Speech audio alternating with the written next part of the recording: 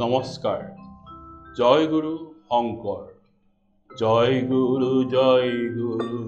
জগত গুৰু। জয় গুৰু শংকৰ গুৰু। কৃষ্ণৰ কিংকৰ কল্পতৰু। ওহি আমাৰ পৰম গুৰু। ওহি আমাৰ পৰম কৰ্মকাণ্ড তথা জীৱন পৰিক্ৰমাৰ ঘটনাৰাজি সংক্ষেপতে বৰ্ণনা কৰি 7 ভাগ কীৰ্তনৰ মাজেৰে একোটি মুকুতা সদৃশ কাহিনীৰ ৰূপৰ ভক্তৰ আগত দাঙি ধৰা পূৰ্ণ ভগৱত শক্তিৰ পৰিচয়সমূহৰ ভিতৰত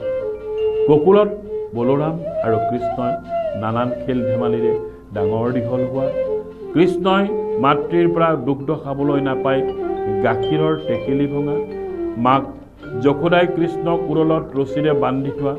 বৃন্দাবনত সমনীয়াৰ লগত ধেনু চৰোৱা, নানা লীলাৰে ৰাক্ষসক বধ কৰা, বিষাক্ত হৈ পৰা কালিন্দী হ্ৰদৰ পানী খাই মৃত্যুমুখত পৰা গোপ বালক তথা গৰুবোৰক কৃষ্ণই অমৃত দৃষ্টিৰে চাই জীয়াই তোলা, কালিয়নাগক বধ কৰা, শৰৎকালৰ পৰম আনন্দৰে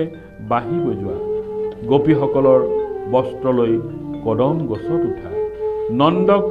বৰুণৰ দূতৰ অপহৰণৰ পৰা উদ্ধাৰ কৰা, কুঞ্জবনত গোপীসকলৰ লগত ৰাসক্ৰীড়া কৰা, গোপীক চুৰ কৰি নিয়া শংখচুৰ দৈত্যক বধ কৰা, কুজিৰ কোচ পোন কৰি দিয়া, বলোৰামৰ লগত সন্দীপনীৰ টোললৈ গৈ শাস্ত্ৰ অধ্যয়নেৰে 64 কলাৰ জ্ঞান আহৰণ কৰা, কুজিৰ মনোৰথ পূৰ্ণ কৰা, কংসবধ, জৰাসন্ধৰ আক্ৰমণৰ পৰা দ্বাৰকা নগৰীক সুৰক্ষাৰ ব্যৱস্থা, কালযবন বধ, ভীষ্মকৰ জীয়ৰী ৰুক্মিণীক বিবাহ কৰা আৰু জাম্বৱন্তক পৰাজিত কৰাৰ পিছত শ্যামন্তক মণি উদ্ধাৰ কৰি কন্যা জাম্বৱতীক পত্নীৰূপে লাভ কৰা, প্ৰাগজ্যোতিষপুৰৰ ৰজা নৰকাসুৰক বধ কৰি 16,100 দিব্য কন্যাক মুকলি কৰি দিয়া, ইন্দ্ৰক পৰাজিত কৰি স্বৰ্গৰ পৰা পাৰিজাত ফুল আনি সত্যভামাৰ ঘৰৰ দুৱাৰ মুখত ৰোৱা, নাতিয়েক অনিৰুদ্ধক উদ্ধাৰৰ বাবে ৰুক্মিণীৰ ককায়েক ৰুক্মবীৰক বধ কৰা আৰু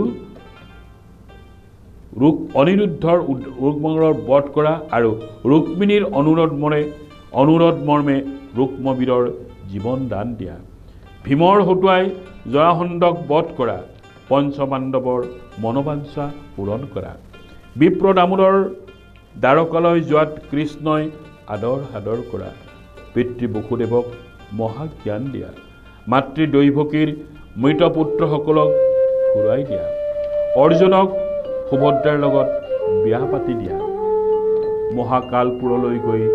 বিপ্ৰৰ মৃত পুত্ৰসকলক ঘূৰাই দি অৰ্জুনৰ প্ৰতিজ্ঞা ৰক্ষা কৰা ইত্যাদি অসংখ্য ভক্তবৎসল এনে কাহিনীৰে ভুৰুকাত হাতী পৰুৱাৰ দৰে কৃষ্ণৰ অৱতাৰী এনে আমোদজনক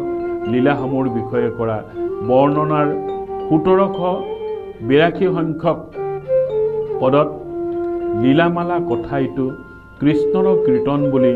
অধ্যায়টি সামৰাৰ লগতে কলিত কীৰ্তন বিনে গতি নাহি আৰ এই তত্ত্বৰে ডাকি হৰি বোলা তেবেশে বিস্তাৰ এনে ভাৱেৰে শেষত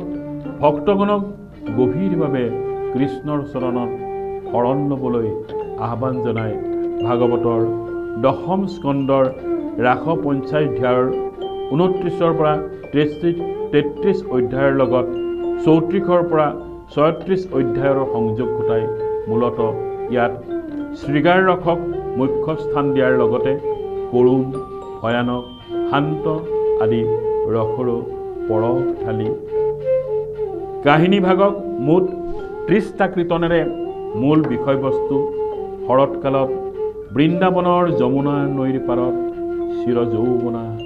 চন্দ্ৰৰ ৰশ্মিৰে ৰঞ্জিত কুঞ্জবনত বিতুপন পূৰ্ণিমাৰ জোন উদয়ৰ নিশা শ্ৰীকৃষ্ণই গোপীসৱৰ সৈতে পঞ্চম ৰাগৰ সুৰ তুলি দিব্য ৰাসক্ৰিয়াৰে সংসাৰত হৰিভক্তি অবিহনে আন কোনো ধৰ্ম যে নাই গুৰুজনাই এই তত্ত্ব প্ৰকাশ কৰাৰ লগতে ৰাধা চৰিত্ৰকো এগৰাকী সাধাৰণ গোপী হিচাপে উপস্থাপন কৰি ৰাধা চৰিত্ৰৰ মাজেৰে নাৰীৰ অহমিকা ভাৱ প্ৰকাশ কৰা অৰ্থাৎ ৰাধাই খোজ কাঢ়িব নোৱাৰোঁ বুলি কৈ কৃষ্ণৰ কান্ধত উঠিব খোজোতেই কৃষ্ণ অন্তৰ্ধান হোৱা পিছত ৰাধাই বিৰহ বেদনা অহংভাগ ত্যাগ কৰিলত কৃষ্ণ সুপ্ৰসন্ন হোৱা শংখচূড়ক বধ কৰি গোপীক উদ্ধাৰ কৰা আদি কাৰ্যৰ বৰ্ণনাৰে আচলতে ঈশ্বৰ প্ৰাপ্তিৰ পথ নিৰঅহংকাৰ উদাৰ হৃদয়ৰ দ্বাৰাহে সেই চিৰন্তন সত্য মাতৃভাষাত ভাৱানুবাদেৰে অসমীয়া সমাজত ৰাসক্ৰিয়াৰ ৰস হৃদয়ত সঞ্চাৰিত কৰি ধোৱাহাত বেলগুৰিত মাধৱদেৱক লগ পোৱাৰ আগতে ৰচনা কৰা কীৰ্তন ঘোষাৰ কংসবধ অধ্যায়টি ভাগৱত পুৰাণৰ দশম স্কন্ধৰ ৩৬তম অধ্যায়ৰ পৰা ৪৪তম অধ্যায়ৰ ওপৰত ভিত্তি কৰি ১৫টা অধ্যায় আৰু ২১৪টা পদ সন্নিৱিষ্ট কৰা সাহিত্যৰ অপূৰ্ব গুণেৰে সমৃদ্ধ উক্ত অধ্যায়টি ৫টা পদচন্দৰ এটা দুলৰী চন্দৰ ৭টা জোনাচন্দৰ ২টা কীৰ্তন দক্ষাহৰিৰ জৰিয়তে শ্ৰীকৃষ্ণৰ মথুৰা লীলাৰ ঐতিহাসিক ঘটনাৰাজিৰ বিৱৰণ দি কংসই দানপতি অক্ৰূৰক ব্ৰজলৈ প্ৰেৰণ কৰাৰ পৰা কৃষ্ণৰ কংসবধ কংসৰ প্ৰেতকৰ্ম সমাধা উগ্ৰসেনক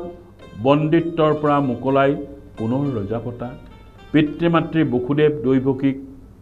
মুক্ত কৰা তথা কৃষ্ণই পিতৃ মাতৃৰ চৰণ চুই চিন্দিলা বন্দন হৰি বোলা হৰি হৰি তৰা পাতক খেদাই এই শেষ পদেৰে বন্দনা কৰি সমস্ত কাহিনীৰ আভাস দি এই অধ্যায়টিৰ পিছত এটি ঘোষা ২৪টি শাৰীযুক্ত দোনাচন্দত ৰচা গোপী উদ্ধৱ সংবাদ অধ্যায়ত কৃষ্ণই গোপীসকল আৰু পিতৃ মাতৃ নন্দ যশোদাক এৰি কংসবধৰ উদ্দেশ্যে মথুৰালৈ যোৱাৰ পিছত তেওঁৰ অনুপস্থিতিত গোপীসকলৰ হোৱা দুৰ্দশাবোৰৰ বাবে ভক্তি পৰমাৰ্থৰ প্ৰবোধ দিয়াৰ উদ্দেশ্যে সখা উদ্ধৱক গোকুললৈ পঠোৱাত উদ্ধৱে গোকুললৈ আহি নন্দ যশোদাৰ আলহী হোৱা সময়ত যশোদাই কৃষ্ণৰ কথা স্মৰণ কৰি দুখ প্ৰকাশ কৰাত উদ্ধৱে নন্দ যশোদা দুয়োকে কৃষ্ণৰ লীলাময় কথা কৈ সান্তনা দি অৰেতি নিশা পাৰ কৰা ইপিনে গোপীসৱেও ৰাতি উজাগৰে থাকি কৃষ্ণত চিত্ত অৰ্পণ কৰি গুণানুকীৰ্তনেৰে কৃষ্ণ প্ৰেমত ব্যাকুল হৈ উদ্ধৱক সম্বন্ধি মথুৰাৰ পৰা কৃষ্ণৰ কি সংবাদ আনিলে তাক জানিব বিচাৰা ইত্যাদি কথোপকথনৰ মাজেৰে চক্ৰপাণী হৰিয়াই ভকতক চেনেহ কৰা চিন স্বৰূপেই গোপীসকলে কৃষ্ণৰ অনুগ্ৰহ লাভ কৰা অৰ্থাৎ ইয়াৰ দ্বাৰা গুৰুজনাই কৃষ্ণ বিনে ভকতৰ যে এই সংসাৰত কোনো ইষ্টদেৱ নাই এই কথা ভাগৱতৰ দশম স্কন্ধৰ ৪৬ অধ্যায়ৰ পৰা মূল ভাৱ চমুৱাই আনি এই খণ্ডটি সামৰি কুজিৰ বাঞ্ছা পুৰণ অধ্যায়ত ১১টা পদৰ এভাগ কীৰ্তনেৰে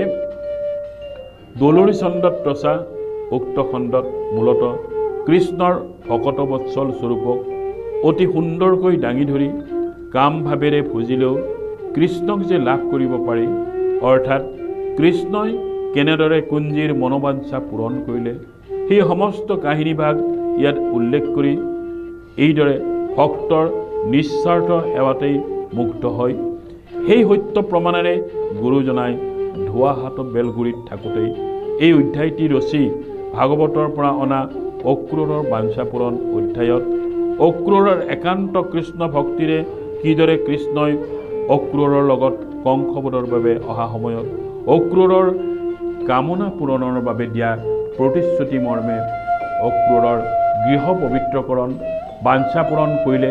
তাৰ বিৱৰণ দাঙি ধৰি ভগৱানৰ দয়াত গৃহ পবিত্ৰ হ'লেই তাত থকা সকলোৰে দেহ মন পবিত্ৰ হোৱাৰ কথা বেকত কৰি এইদৰে দোলৰি আৰু 12টি পদেৰে ৰচা এই খণ্ডত 12 নং পদত আলাসক এৰি সমাজায়ে বেৰি ডাকি বোলা ৰামৰাম অৰ্থাৎ ইয়াৰ জৰিয়তে সকলোকে এলাহ ভাৱ ত্যাগ কৰি সদায় কৃষ্ণৰ নাম গুণ লৈ তেওঁৰ চৰণতে সেৱা ভগতি কৰাৰ আহ্বান জনায় ভাগৱতৰ 10ম স্কন্ধৰ 5ম সংখ্যক অধ্যায়ৰ পৰা জৰাসন্ধৰ যুদ্ধ নামৰ কাহিনী ভাগত কংসবধৰ পুতক তুলিবলৈ কংসৰ দুগৰাকী পত্নী অস্থি আৰু প্ৰাপ্তিয়ে মগধ সম্ৰাট জৰাসন্ধৰ ওচৰলৈ গৈ কৃষ্ণই কেনেকৈ পাপীক কংসক বধ কৰিলে সেই ঘটনা বিৱৰি ক'বলৈ ধৰাত জৰাসন্ধ ক্ৰোধান্বিত হৈ 2300 ঐক্যনী সৈন্যৰে চাৰিওফালে মথুৰা নগৰ ঘেৰি ধৰি দেখি ভয়ত মথুৰাবাসী কঁপিবলৈ ধৰাত কৃষ্ণই ততালৈকে বলোৰামক লৈ জৰাসন্ধৰ 2300 পদাতিক সেনাৰ সন্মুখীন হ'বলৈ বৈকুণ্ঠৰ ৰথ চক্ৰ প্ৰমুখ্যে অস্ত্ৰ শস্ত্ৰৰে সাৰথিৰে দ্ৰুতগতিত চলোৱা ৰথত কৃষ্ণ উঠি গৈ তীব্ৰ বেগেৰে বৰশী শত্ৰু নিপাত কৰি জৰাসন্ধক পৰাজিত কৰিলত জৰাসন্ধই মগধলৈ উভতি যোৱা আকৌ 3 মাহৰ পিছত পুনৰ 2300 অশ্ব বাহিনীৰ সহায়ত মথুৰা আক্ৰমণ কৰিবলৈ অহা এই সাগৰ সদৃশ সেনাই শ্ৰীকৃষ্ণৰ আক্ৰমণত তিষ্ঠ দিব নোৱাৰি ছত্ৰভংগ দি হাতী ঘোঁৰা ৰত্ন সকলো সম্পদ এৰি পলাই যাবলৈ বাধ্য হোৱা জৰাসন্ধই ইয়াৰ পিছতো বান ৰজাৰ সহায় বিচাৰি অসংখ্য হস্তি ৰথ সেনাৰে পুনৰ মথুৰা আক্ৰমণৰ বাবে অগ্ৰসৰ হোৱাৰ পিছত শ্ৰীকৃষ্ণই পৰম পৰাক্ৰমেৰে অকলে যুঁজি ৰণলৈ অহা ৰজাসকলক নিপাত